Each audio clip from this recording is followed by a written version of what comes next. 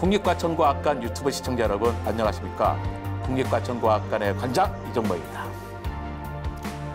불을 마음대로 피우게 되면서 인간은 전혀 다른 삶을 살게 됩니다. 밤이 두려워지지 않게 됐어요. 지금 보면요, 노인들은 새벽같이 일어나잖아요. 옛날 구석기 사람들은 우리는 약한 존재잖아요. 강한 이빨이 있는 것도 아니고 발톱이 약간 센 것도 아니고 빨리 달리지도 못해요. 세방에 맹수들이 있습니다. 잠 자는 걸 나눠야 됐던 거예요. 해가 지면 할 수 있는 게 없잖아요. 해가 지면 일단 노인들이 먼저 잡니다. 노인들이 전반야를 책임지는 거예요. 근데 젊은 사람들은 어떻게 해요? 자정 넘어서 자려고 그러잖아요. 그때 후반야를 책임지는 거예요. 그 노인들이 깨어나면 그때 잠을 자서 아침까지 자는 거였죠. 근데 그랬던 게 그 호르몬의 작용이 여전한 겁니다. 그래서 젊은 사람들은 늦게 자고 늦게 일어나고요. 노인들은 일찍 자고 일찍 일어나는 거죠. 노인이 특별하게 더 부지런하고 그런 거는 아닙니다. 그분도 젊을 때는 그랬던 거죠.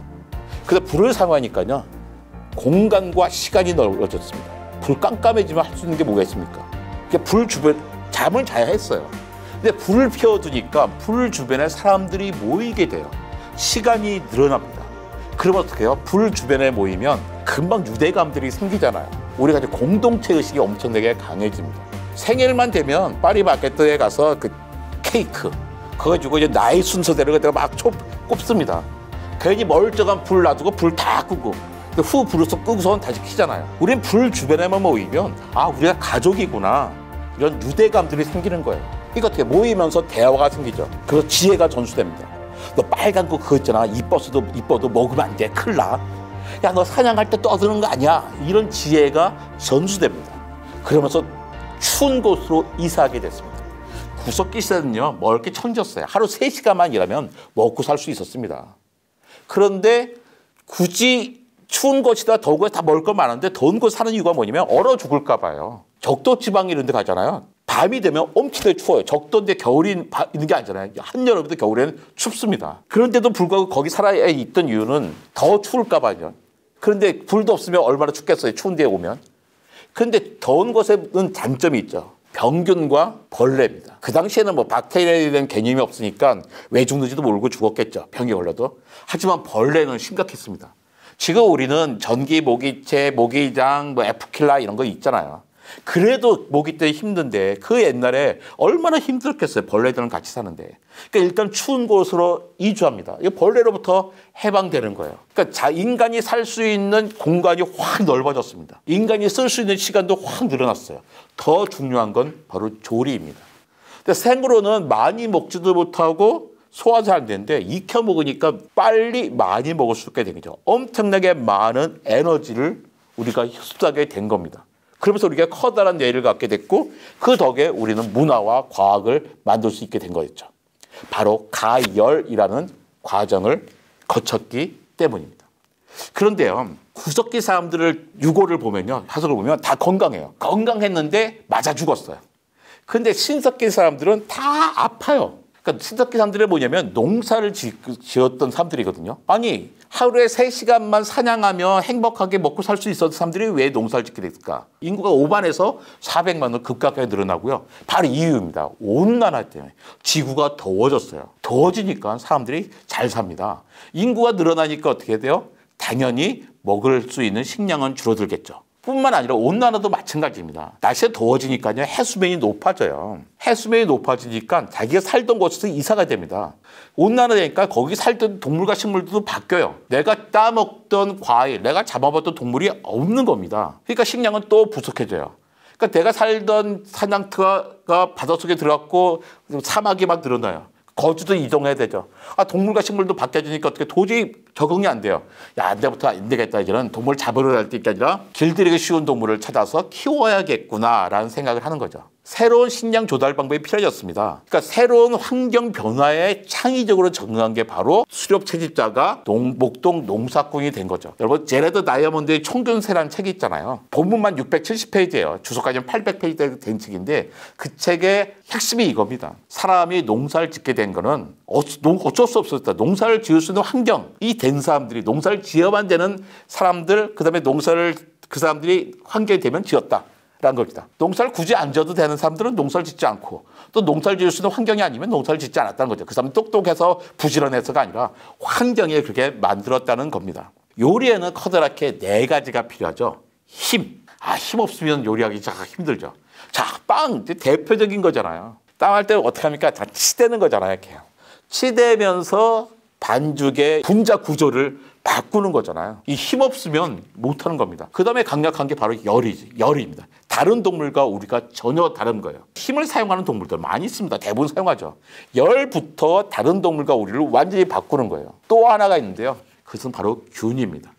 이거는 우리가 거의 최근까지 모르고 했던 거예요. 그냥 이렇게 하니까 치즈가 되대, 이렇게 하니까 술이 되대, 였던 거였죠. 균이 눈에 보이지 않잖아요. 현미경이라는 게 발견되기 전까지만 해도 몰랐던 겁니다. 이 열과 균을 이용해서 여러 가지 음식을 다른 음식을 만드는데 우리는 다시 영양분을 얻기 위해서만 이걸 하고 있지 않잖아요. 더 중요한 게 뭡니까? 바로 맛입니다. 다른 동물들이 거의 추구하지 않는 거죠. 힘이란 것은 물체의 운동 방향 구조를 변화시킬 수 있는 상호작용입니다. 열이란 것은 온도의 변화로 인해 발생하는 에너지의 이동이에요.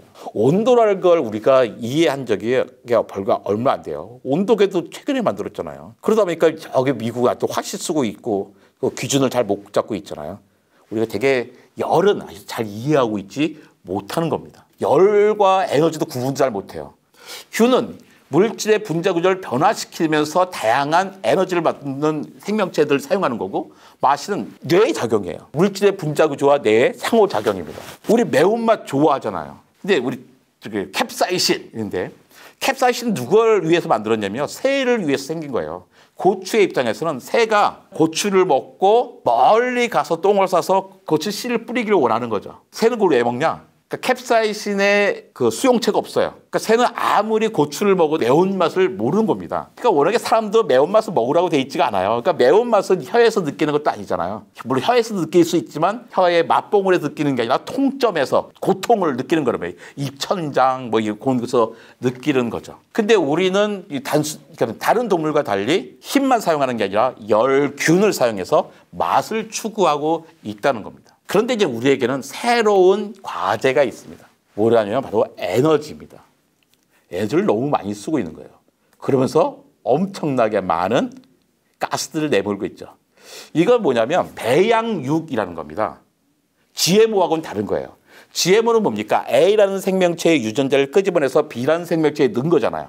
그래서 B라는 생명체는 원래 없던 유전자를 갖게 된 거예요. 유전자가 조작된 생명체가 생겼다. 그래서 사람들이 두려워하죠.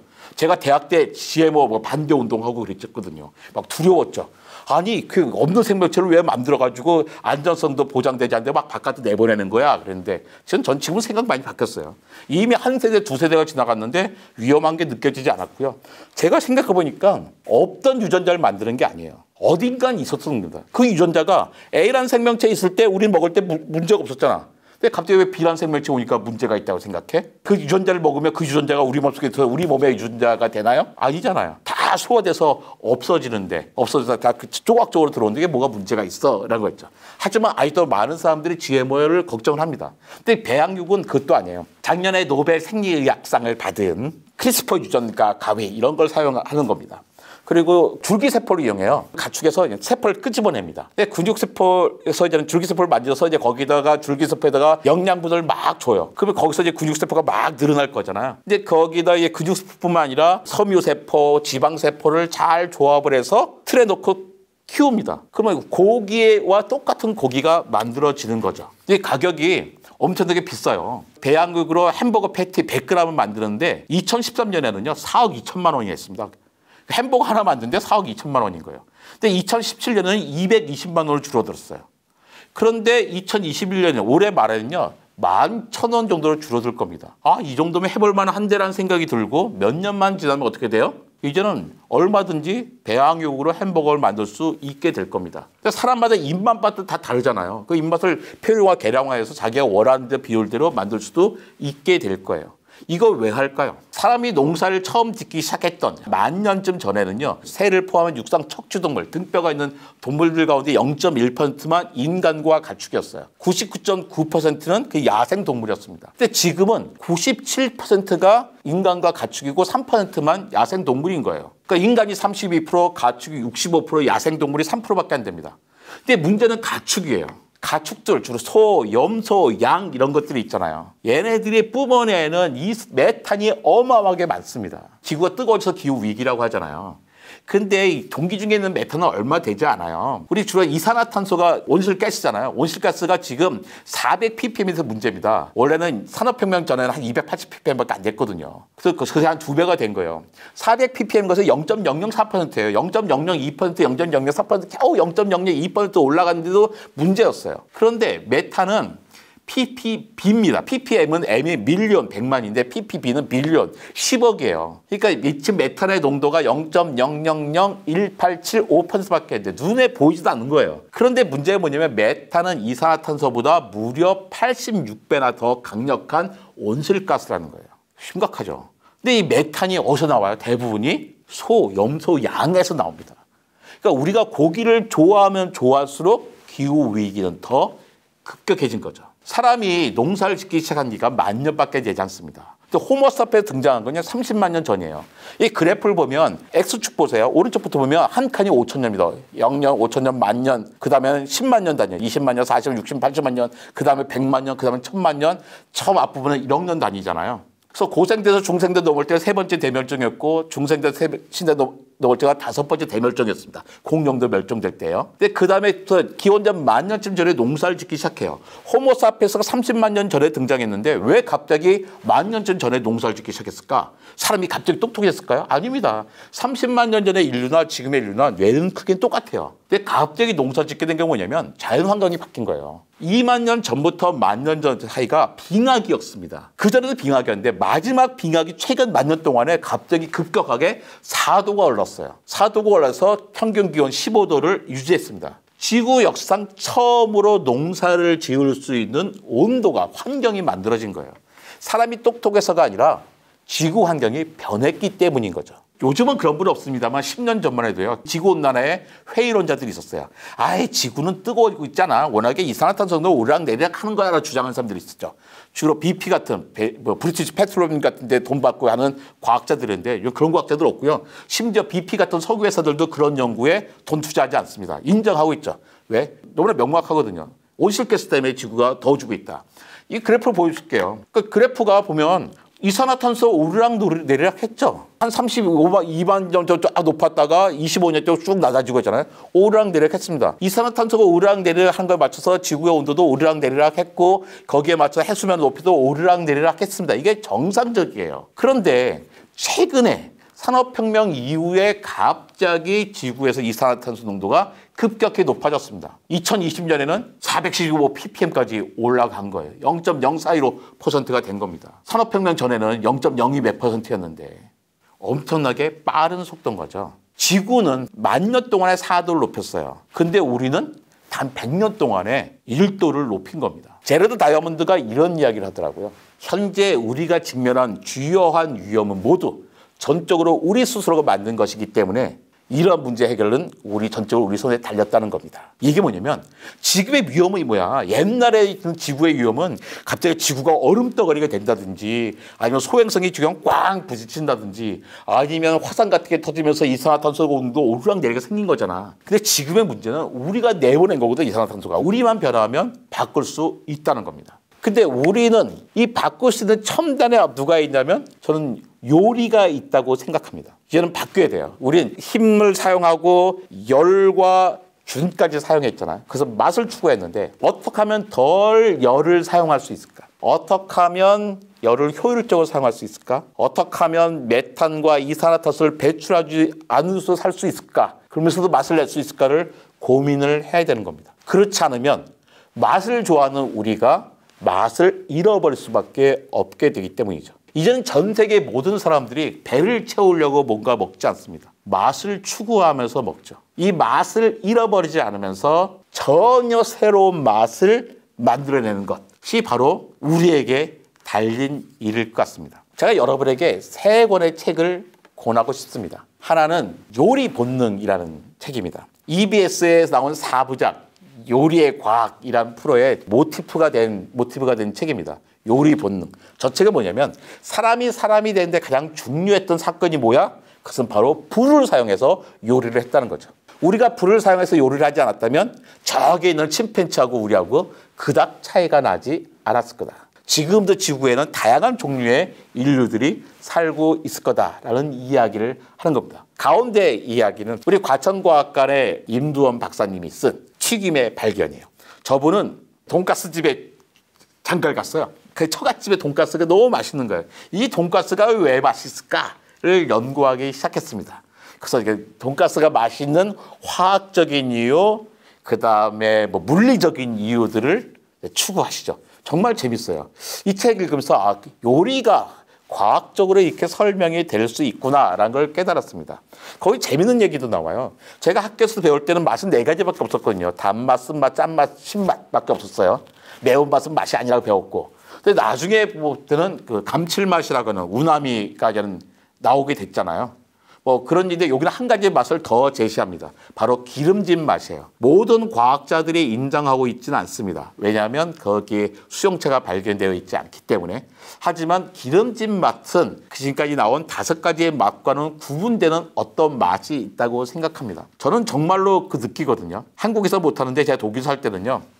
한 500원이면 버터 한 덩어리 살 수가 있었는데 부엌에 딱 놔두면 지나다니면서 한 숟갈씩 퍼먹었어요. 딱 퍼먹으면 에너지도 생기는 것 같고 미끈한 그 맛이 있어요. 근데 우리나라 버터가 비싸서 이제 못하고 있는데 정말로 그 기름만의 맛이 있거든요. 그래서 그런 새로운 이야기도 합니다. 그 세 번째 책 조천호 박사님의 파란 하늘 빨간 지구는 우리가 가장 닥친 문제인 기후 위기에 대해서 이야기하는 거죠. 모든 사람들이 기후 위기를 이야기하고 있습니다.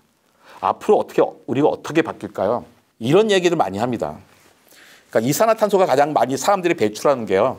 비행기입니다. 비행 여행할 때 엄청나게 많이 배출하거든요. 우리가 살아있는 동안에 그리 멀지 않은 시간에 1인당 항공 마일리지가 아마 배당될 겁니다. 몇만 마일씩, 몇십만 마일 배당해 줄 거예요.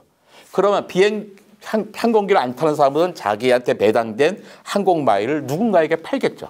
지금 우리나라가요. 이산화탄소 배출도 정해져 있잖아요. 이산화탄소 배출하지 않으면요. 유럽에 물건도 수출하지 못하게 됩니다. 각 나라마다 배출권이 있고 배출권을 주고 사고 팔고 사고 합니다. 그런 식으로 아마 고기를 먹을 수 있는 양도 쿠폰처럼 줄지 모릅니다. 1인당 평생 1톤의 고기를 먹을 수 있어. 이런 식이죠. 난 고기를 안 먹을 텐데 그러면 내가 먹을 수 고기의 권리를 누군가가 사갈 수 있을 거예요. 그 거래가 될 겁니다. 우리가 영원히 들판에서 자라고 있는 소, 돼지를 먹을 수 있는 것은 아닐 거예요. 아마 요리만큼 변화가 많이 생기는 것은 없을지도 모릅니다. 저는 모든 사람들이 집에서 아침, 점심, 저녁을 다 해먹는 것은 낭비라고 생각합니다. 앞으로 우리에게 그런 기회는 없을 거예요. 왜? 모든 사람들이 따로 하다 보면서 생기는 에너지 낭비가 너무 심하기 때문이죠. 아마 대량으로 생산한 음식들을 먹게 될 거예요. 중국은 아직도 그러잖아요. 아침에 출근하면서 집에서 밥 해먹어서 뭐 없죠. 동네마다 있는 음식점에서 아침밥 먹고 거기서 점심도 싸가고 있지 않습니까? 아마 우리도 그렇게 될 위험이 큽니다. 그런 점에서는 아마 이런 식품 산업들, 이렇게 새로운 기회가 되겠죠. 식품 산업은 분명히 위기도 눈앞에 닥쳐 있고 기회도 닥쳐 있는 거죠. 그걸 얼마나 과학적으로 고민하고 해결할 수 있느냐가 기업이 살아남느냐 마느냐가 될 것이고 개인들도 그 영향을 받게 될 거예요. 우리는 하루 3끼를 더운 음식을 먹잖아요. 제가 독일에서 공부할 때 독일 친구들은 하루에 점심밖에 더운 음식을 못 먹더라고요. 아침과 저녁은 찬 음식을 먹었습니다. 빵에다가 발라 먹고 치즈, 햄 얹혀 먹는 거죠. 제 독일 친구들은, 혼자 사는 친구들은 부엌이 없었어요. 그만큼 모든 사람이 요리할 수 있는 조건을 갖고 있는 건 아닌데 우리는 모든 사람들이 갖고 있잖아요. 특별한 경우입니다. 이 특별함이 영원하지는 않을 거라는 거죠. 우리는 영원히 먹게 됩니다. 맛을 추구할 거예요. 그런데 열을 사용하면서 인간이 될 수 있었는데 이 인간이 지속하기 위해서는 이 열을 지금처럼 마음대로 사용하지는 못할 거라는 겁니다. 우리에게 새로운 변화가 필요하고 그 전환점에 우리는 서 있는 거죠. 감사합니다.